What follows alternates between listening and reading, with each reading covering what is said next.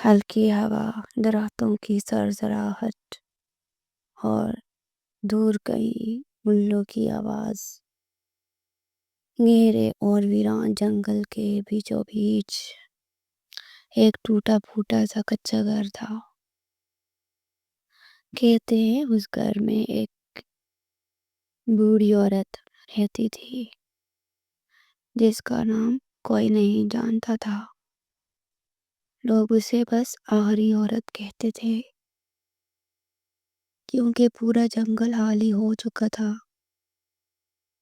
مگر وہ کبھی نہیں گئی۔ دیہاتوں کا کہنا تھا کہ رات کے وقت اس کی گھر کی کھڑکیوں میں روشنی نظر آتی ہے، مگر وہاں چراغ یا آگ کچھ نہیں ہوتا۔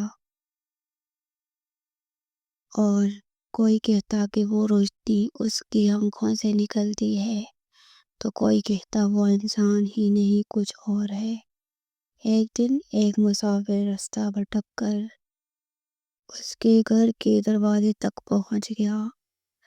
دروازہ آدھا کھلا تھا، لکڑی چرچرا رہی تھی، جیسے ہوا نہیں کوئی اندر سے دھکا دے رہا ہو۔ مسافر نے آہستہ سے آواز دی، کوئی ہے؟ پھر اندر سے مدھم بھاری آواز آئی، آ جاؤ، میں تمہیں رستہ دکھا دوں گی۔ مسافر کے قدم جم گئے، لیکن بارش شروع ہو گئی، رات گہری تھی۔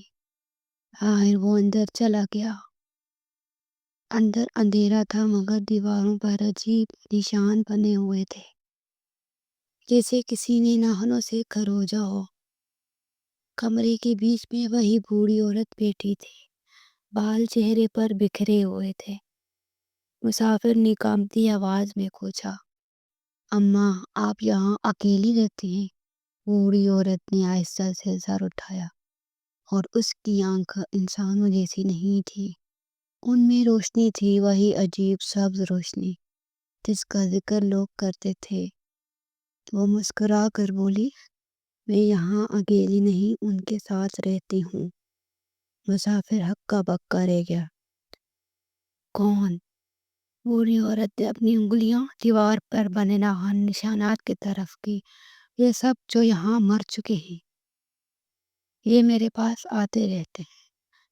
اچانک کمرے میں ٹھنڈک پھیل گئی، اور مسافر نے پہلی بار محسوس کیا کہ اس کے آس پاس اور بھی کئی سانسیں چل رہی ہیں۔ پھر بوڑھی عورت آہستہ سے اٹھی، اس کی ہڈیاں کڑکڑائیں جیسے برسوں سے حرکت نہ کی ہو۔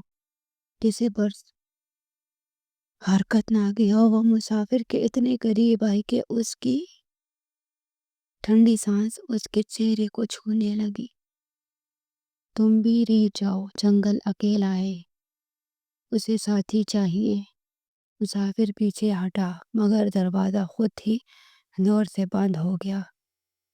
روشنی بجھ گئی، اور اگلی صبح دیہاتیوں نے جنگل میں ایک نیا ناخن کا نشان دیکھا، بالکل انسان کے سائز کا۔ اور بوڑھی عورت گھر کے کھڑکی میں دو سب روشن آنکھیں نظر آئیں۔